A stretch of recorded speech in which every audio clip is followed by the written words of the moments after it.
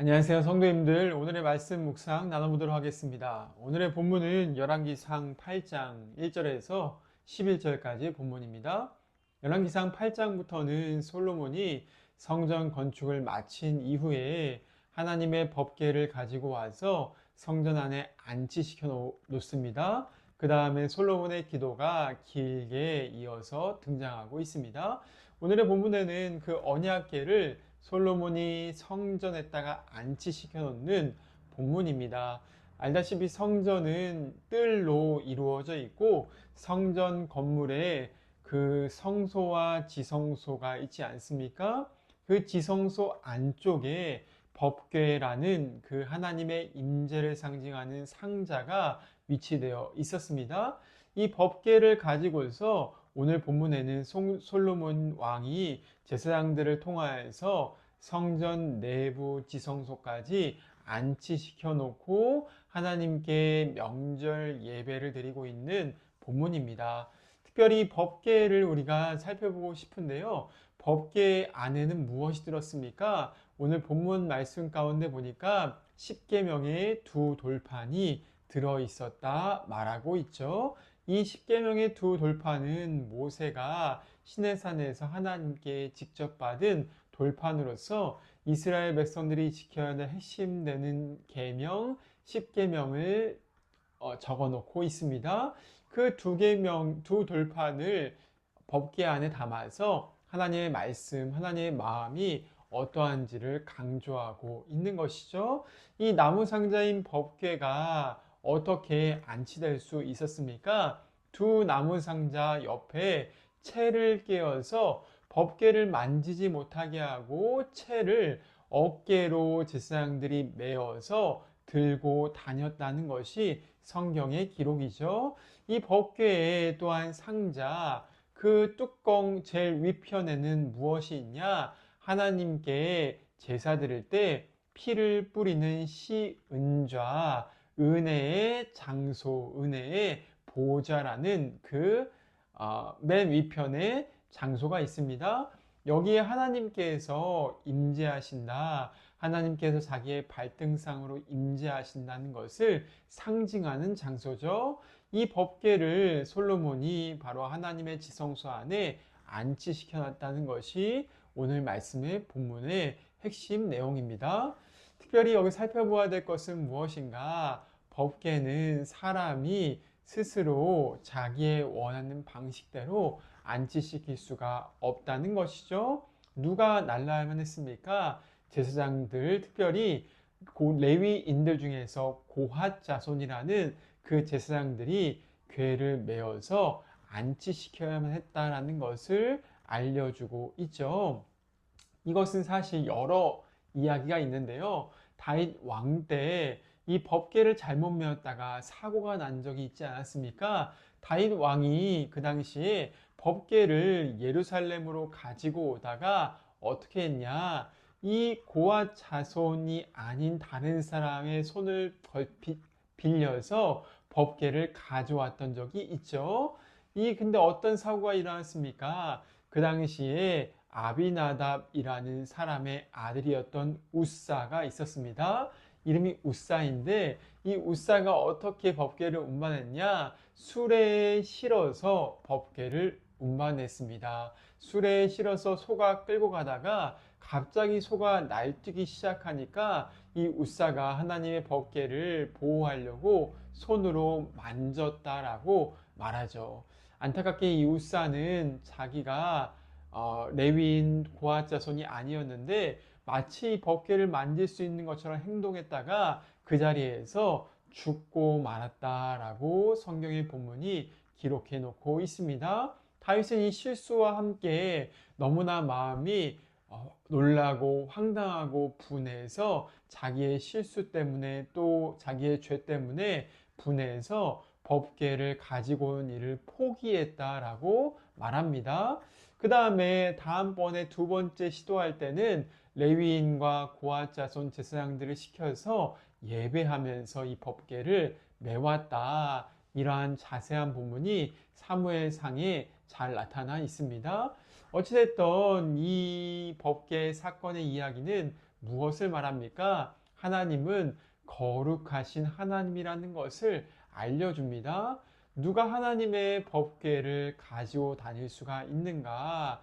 누가 하나님의 이러한 거룩한 임재를 상징하는 이 나무 상자를 맬 수 있는가? 성경에서는 구약의 제사장 고핫 자손만이 이 직무를 감당했다는 것이죠.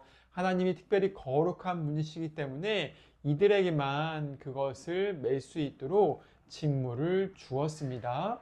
오늘날 신약 시대를 살아가는 우리에게 이 법궤는 어떤 의미가 있습니까? 그것은 예수 그리스도를 통하여서 거룩한 성도, 거룩한 신자, 자기의 죄를 주님 앞에 보혈로 깨끗함을 입고서 성령의 도우심을 따라 거룩하게 살고자 분투하는 성도가 하나님의 임재를 일상 가운데서 경험할 수 있다는 것이죠.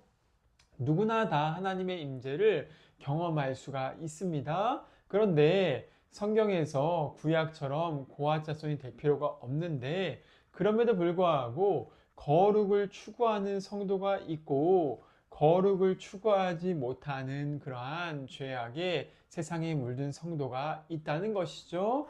그들 둘이서 하나님의 임재에 그 강력한 영광을 체험하는 정도는 다를 것입니다.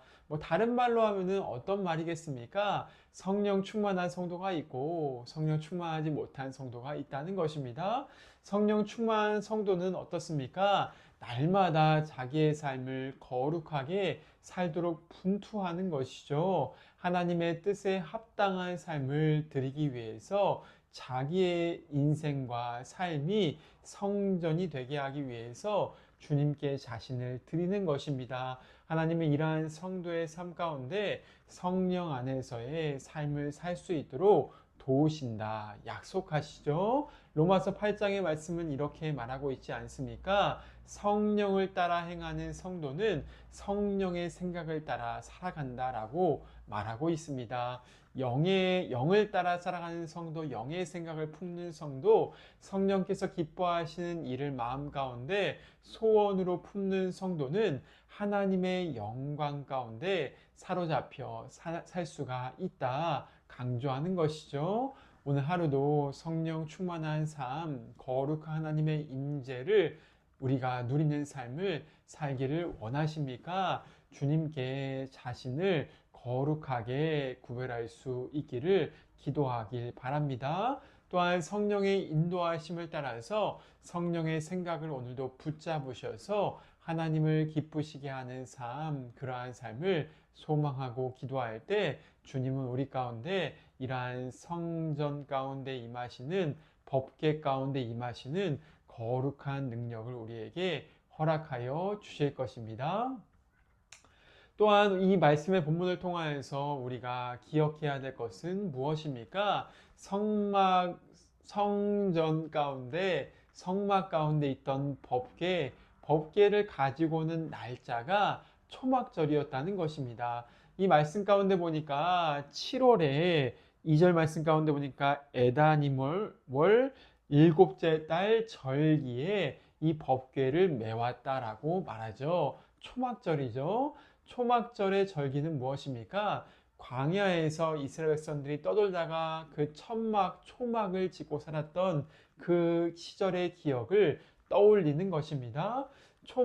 이 천막을 지었던 이유, 지금은 집이 있고 지금은 광야에 살지 않지만은 우리 조상들이 과거에는 광야에서 그렇게 떠돌면서 살아갔던 하나님의 은혜를 기억하는 것이죠. 광야에 무엇이 있었습니까? 아무것도 없었습니다. 그들에게는 만나와 메추라기, 또한 광야에서 하나님께서 이끄시는 장소에서 물을 마시면서 그렇게 하루하루의 삶을 연명하고 하나님의 은혜를 체험했던 장소가 광야입니다. 하나님의 은혜가 없으면 살 수가 없었던 광야, 또한 불기둥과 구름기둥으로 인도하시는 하나님의 임재, 성막 법궤에 임하셨던 그 하나님의 임재와 영광이 없으면은 살 수가 없었던 시절, 하나님의 은혜가 충만했던 시절을 떠올리면서 이스라엘 백성들은 초막절을 지켰던 것입니다. 하나님의 임재가 우리에게 약속하는 것은 무엇입니까? 비록 내 인생이 부족하고 광야 같고 어디로 갈지를 모르고 또한 내게 주어져 있는 것들이 아무것도 없는데 매일매일 하나님의 공급하심과 인도하심과 은혜를 체험하는 것입니다. 이것이 초막절의 핵심이고 하나님의 임재가 주는 약속이라는 것입니다. 성도님들, 흔히 세상을 사는 삶을 광야 같다라고 얘기하지 않습니까? 얼마나 척박하고 내게 있는 것이 별로 없고 어디로 가야 될지를 알지 못하는 그런 상황 가운데 있는 경우가 있습니다. 이런 광야 같은 세상 가운데에서 하나님의 임재, 성전 가운데 임재하시는 그 하나님의 임재는 우리에게 무엇을 약속합니까? 내가 너의 부족함을 채워줄 것이다. 내가 너의 갈 길을 지도하고 인도해 줄 것이다. 내가 충분한 은혜로 너의 삶을 붙들며 하나님의 영광 가운데서 주님의 백성으로 살아갈 수 있도록 도와줄 것이다 라고 약속하는 것입니다. 예수님은 우리에게 말씀하시고 약속하십니다. 내가 고아와 같이 너희를 버려두지 않을 것이고 나의 영 보혜사 성령의 임재를 통하여서 너희의 길을 가르치고 인도하겠다. 너희의 아버지와 상담자와 지도자와 보호자가 되어주겠다. 예수님은 우리에게 믿는 성들에게 그렇게 약속하여 주셨습니다. 오늘도 이 성막 본문 초막절에 이 여호와 하나님을 예배했던 이 성전의 솔로몬의 예배와 이스라엘 백성들의 예배를 기억하시면서 우리 또한 그 놀라우신 하나님의 임재와 영광을 사모할 수 있기를 간절히 축원을 드립니다. 우리가 이 하나님의 영광과 임재 가운데 있을 때 주님은 부족함 없으신 삶으로 우리를 인도하여 주실 것이며 주님의 영광 가운데 우리 삶을 아름답게 주님의 백성으로 빚어가 주실 것입니다. 우리를 볼 때마다 성전 가운데 임하셨던 하나님의 영광이 함께하여서 우리를 통하여서 주님의 놀라우신 뜻이 인생의 삶 가운데 이루어지게 될 것입니다. 이 약속을 믿음으로 살아가서 오늘도 주님의 깊은 은혜를 체험할 수 있기를 바랍니다. 함께 기도하시겠습니다. 하나님 아버지 감사합니다. 오늘도 법궤 가운데 임하셨던 그 하나님의 영광, 솔로몬 성전 가운데 임하셨던 하나님의 영광, 그것을 묵상해 보았습니다. 거룩하신 하나님, 오늘도 그분의 거룩하심에 성령의 인도하심을 따라서 동참하기를 간절히 기도합니다. 광야 같은 세상 가운데서 세상의 음성이 아니라 주님의 음성 또한 성령께서 말씀하시는 영의 소리, 영의 생각을 붙들면서 살아갈 수 있도록 도와주시옵소서. 그리하여서 거룩하고 진실하고 하나님의 기뻐하시는 그러한 백성이 되어서 하나님의 보호하심과 임재와 능력으로 우리 삶이 충만하게 채워질 수 있도록 역사하여 주시옵소서. 광야 가운데서 그분의 거룩한 임재의 불기둥과 구름기둥으로 인도하셨던 하나님의 영광이 우리 삶 가운데 나타나기를 간절히 기도합니다. 한 사람 한 사람의 삶을 교회를 의의 길로 인도하여 주시옵소서. 감사드리며 예수님의 이름으로 기도드립니다. 아멘. 오늘 하루도 평강하세요.